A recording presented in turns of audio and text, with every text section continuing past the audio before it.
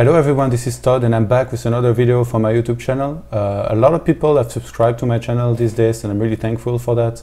I plan on keeping up the good work and adding a lot more videos. Once again, if you guys have any more suggestions as to how I should commentate or how should I do things differently, what kind of videos you would like to see on my channel, don't hesitate to leave me some feedback in the comments or just inbox me some messages.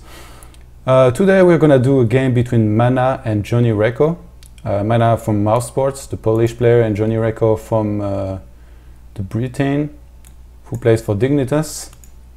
And this was played for the Ichis Masters Cup very recently, I believe. This was for the ace match. This is the first game of their series. I'm not gonna spoil or anything, but MaNa did send me this replay, so thanks to him for that. He mentioned to me that this game was almost flawless play from him, but then he wrote almost all in caps, so we're gonna have to see what almost flawless play by MaNa means. Let's jump into the game and I will try to take you through what I think happened this game. Okay, so we have MaNa spawning in the bottom left hand corner of the map, which is Atlantis spaceship. And he's gonna scout just right after making his pylon. Jrecco, upper right corner of this map. There is only two positions on this map, so Jrecco is gonna be able to scout MaNa very early here. And Forge expand, very usual here, but MaNa, he's been practicing in Korea. He did win ESWC upon returning to Europe. I actually haven't seen much of his games since he returned, so I'm quite curious to see how exactly his play has developed. I know he used to not be very fond of the matchup against Zerg. And yeah, I haven't seen much of his style, and actually he's not gonna go for a Nexus first here. Even if there is a very long distance between your base and the opponents, he's just gonna go for the 15th Forge. I think this was the 15th probe rallied at the wall, just to make a Forge. And he's gonna try to block the hatchery from going down here. I think I explained in one of my previous videos that the hatchery usually goes down at around 2:45, and this game it was really the case. So MaNa, he didn't really hurry to come here. He had seen the pool at around 14. He just sent his probe there very late. And I think I'm going to explain a little bit here what happened exactly. When you go for a Forge first like this instead of a Nexus first, you can really try to delay your opponent's expansion, just because after making some of buildings here and blocking your opponent's base or hatch, you can just make a Nexus and then you have time to make a cannon. But if you will do this and then throw down a Nexus, Lynx could get into your base before you could have a cannon. So this is the main difference between those two types of play. If MaNa had gone for a Nexus first, it's very likely that he would not have tried to block here. And that's what the Protosses do these days. When they go for Nexus 16 or 17, they try to block a little bit here, but once they lose their shield, they just go away. They don't try to put down any pylon, but that's not what MaNa went for. MaNa went for attacking the drone here until he loses his shield. And once the shield is gone, he throws down the pylon and then he runs to the third. And basically what this will do is the distance between the natural and the third base, you will regenerate your shield almost entirely. And then you can take on this drone and possibly kill him. So we see MaNa finally reaching the third base of his opponent. Shield has regenerated and he's gonna go into a street brawl with this drone once again, and he's able to kill it. So that's a bit unusual, a little bit sloppy here by Jrecco, but very well done here by MaNa. And behind this, he's made his Nexus, he's gonna throw down the gates. And Jrecco is not in a very good position right now. He has to wait for his Zerglings to clear this pylon to be able to take his natural, but we're already at 3:45. And the third still gonna be blocked further by MaNa, doing a very good job here. We should see him leave, yes, just before dying. Really well done here by MaNa. His cannon is going up. I really like this wall. He's gonna be able to make one more building here and have only one space between his core and his Forge. Very ideal. He did chrono boost a lot of probes after his second pylon went up, so he's able to take both of his gases and already have a pretty strong economy, 21 probes to 16 drones, so very good start here by MaNa. He did scout all the bases of Jrecco. He knows of the 3 hatches. And he's just gonna go home for now. I'm gonna focus a little bit more on MaNa's view, I guess. His second Nexus here about to finish. He did start his cybernetics core.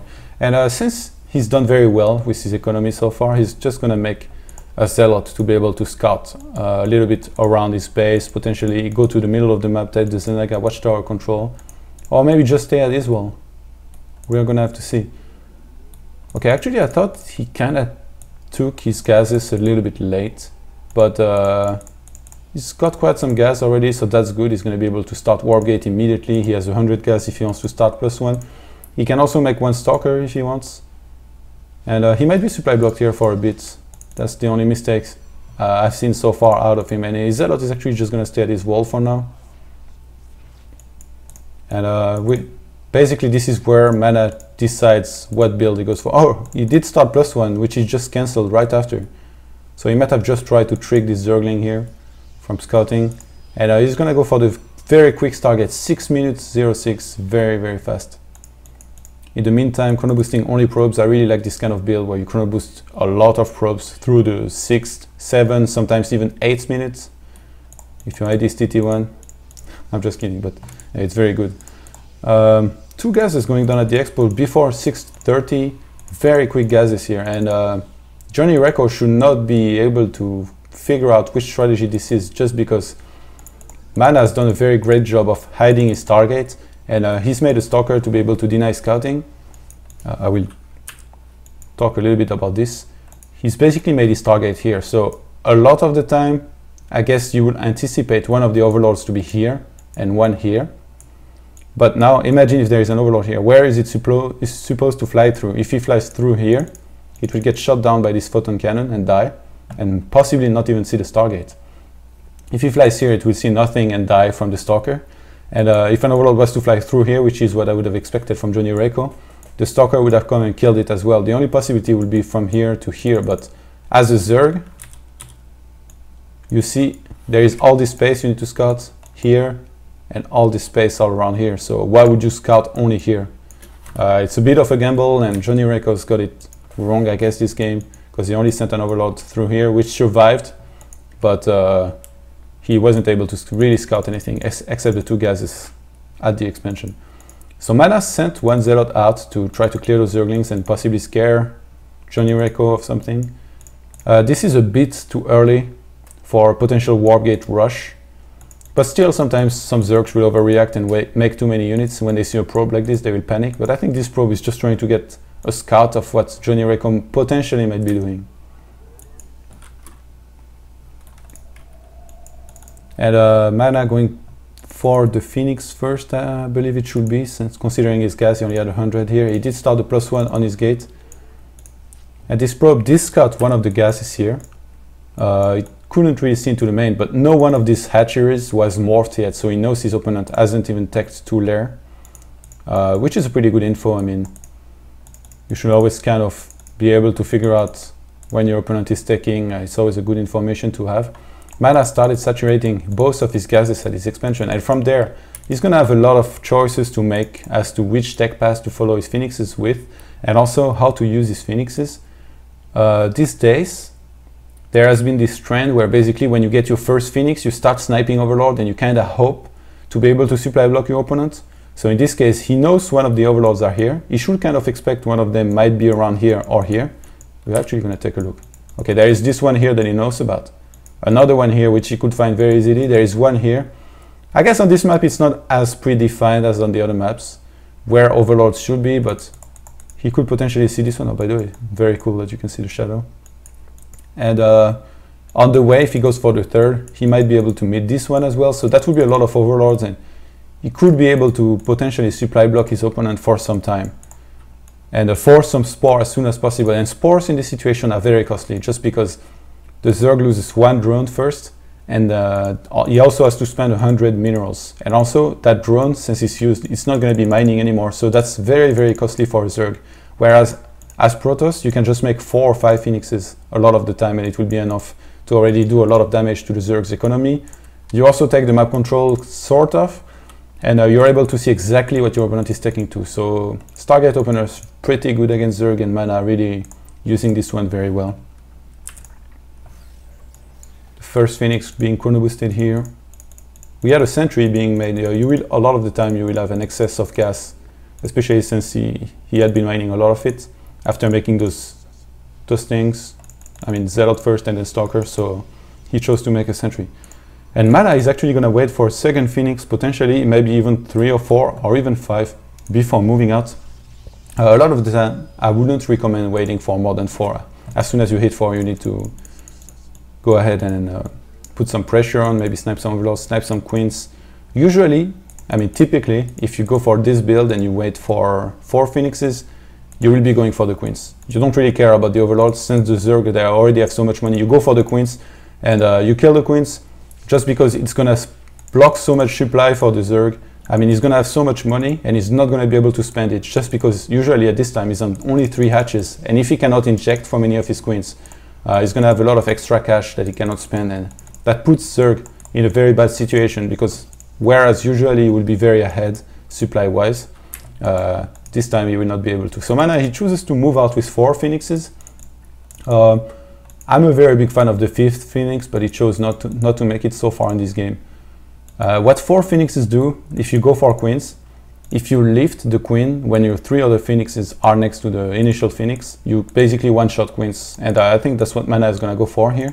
He's added 4 gates behind this, very standard. He keeps on making probes continuously. He's on 50 to the 59 drones of Jrecco. And I think we should see, actually he already made the robo, and in the meantime his +1 is about to finish. Since there is no Twilight Council here yet, I wouldn't be surprised to see the armor being added here. This Zealot is going toward the 3rd base.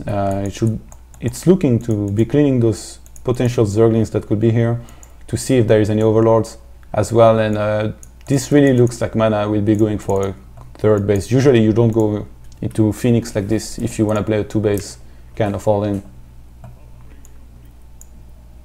So interesting route here. I think he was maybe expecting to meet some overlords on the way, and you see he chose to completely ignore those overlords here, just because, as I said, he needs to focus on killing queens for now. He can take care of those overlords later. As soon as he's done harassing here and he cannot do any more harass in this area, he can just basically send those Phoenixes back home and explore the entire map with them to look for overlord.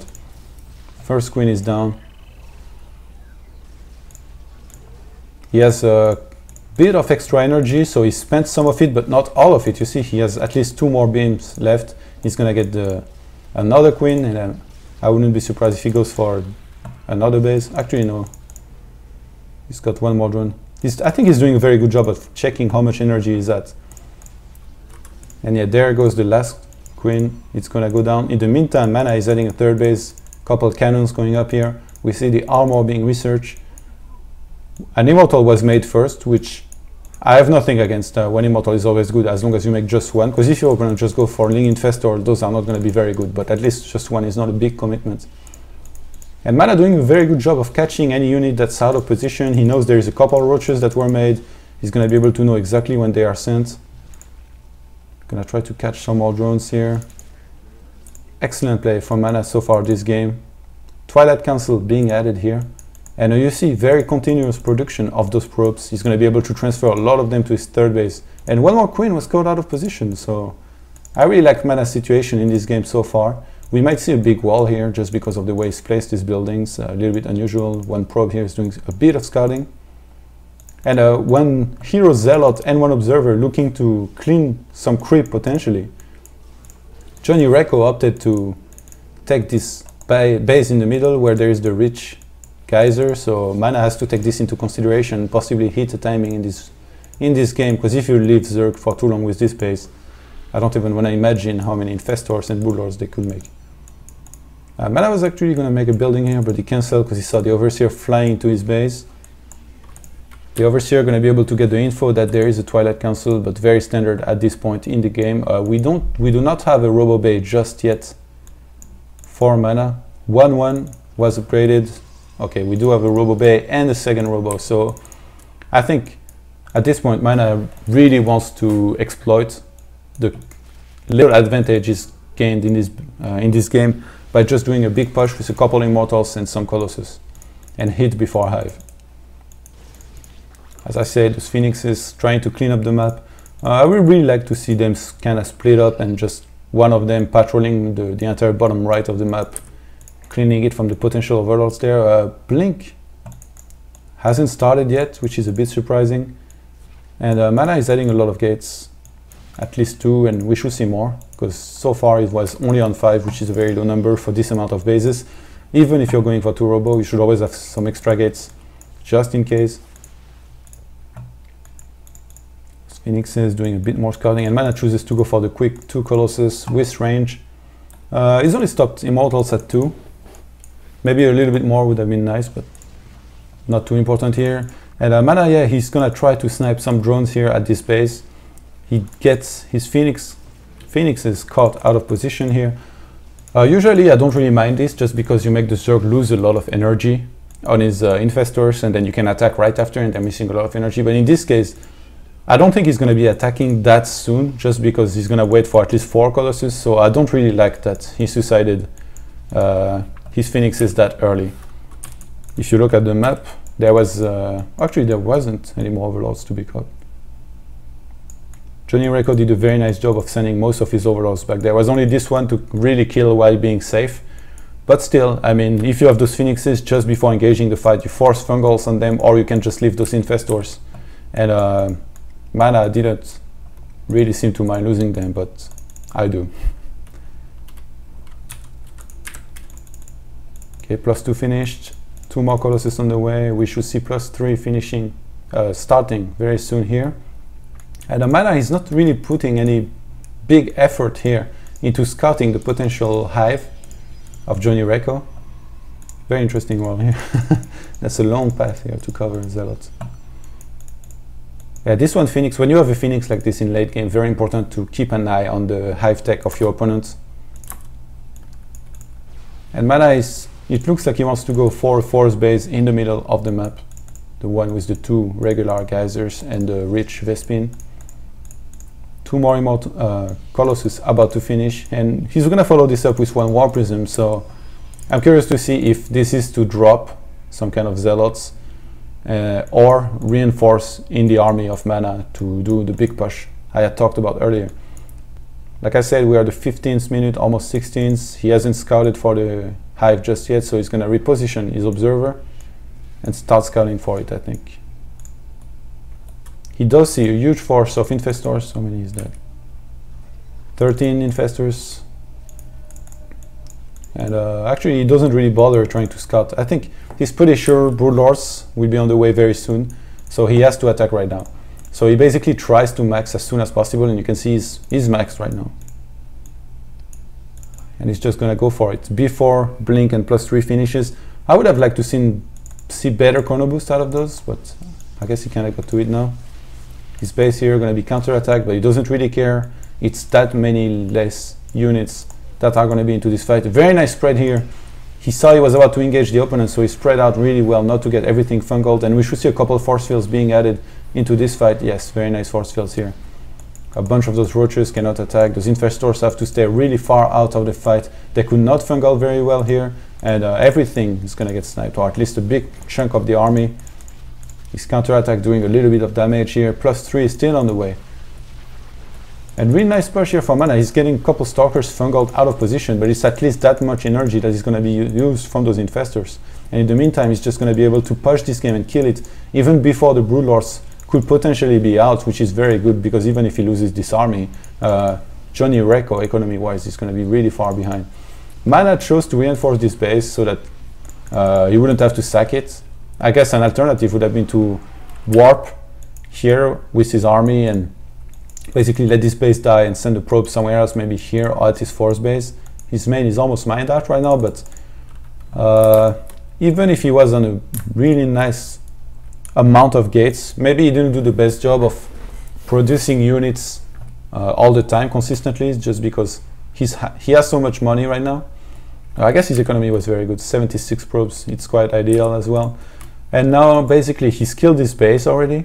But if Broodlords or very high-tech units are on the way, it's likely he might lose this army. But at least he's going to give the best fight he can, the best possible fight he can with this army. And Jrecco somehow he chooses to engage again, even though this army is already dead.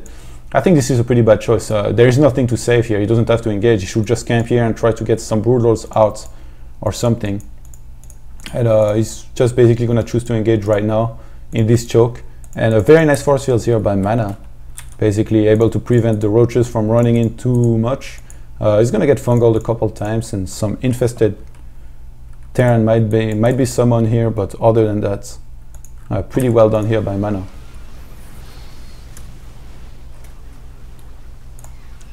One of those infestors being lifted here. Targeting in priority the high energy infestor is MaNa. And G, says Jrecco, very good execution here by MaNa. He hit the +3 attack just as this game finished. What I really like about this build is that everything was well thought of. Even if he didn't win here, I mean, he could have lost the big fight here, for example, if Jrecco had a lot more and better positioning and maybe some spines. But even then, he already had the Stargate, so he just has to throw down a fleet beacon and he can start making Mothership and a lot of Archons. He didn't take those gases yet, but he could have just as well done that, and he would have had a ridiculous gas income. He has the 2 robo, so he can make more War Prisms, he can make Speed War Prisms, start dropping here, and do a lot of damage in Jrecco's base. So very good execution here of how you should hit a timing. Pre-broodlords by MaNa. I think I will come back a little bit to see exactly at what time he tried to engage here. He did some very good harass, but yeah, at the 16th minute, he's already almost maxed, and that's when he really tried to attack with this big army, and the positioning here was very important. He added a couple gates before, because he knew he was going to have a lot of minerals, just because he has a great saturation on every basis, and he was already maxed, so he didn't have to spend money for some time. The War Prism I would have liked to seen in the back of his army, possibly. Now it's like right in the middle, just basically asking to die. But yeah, other than that, very well done here by MaNa. So that's gonna be it for my 4th video for my YouTube channel. If you like it, don't hesitate to recommend it to your friends or subscribe for those of you who haven't yet. Wait, I think I prepared something. Okay, if you want to follow these players on Twitter, there it is. Yeah, here. MaNa and Jrecco, @MouseMaNa and @Jrecco. Check out our sponsors, Das Keyboard, Rush Oddities, Twitch.tv. Das keyboards are pretty awesome, as you can see. I'm using one of them. It's pretty good. I really recommend those. And thanks for watching. Don't hesitate to leave more comments. If you want to follow me on Twitter or Facebook, you can see those here. So I always mess this up. So thank you, and until later.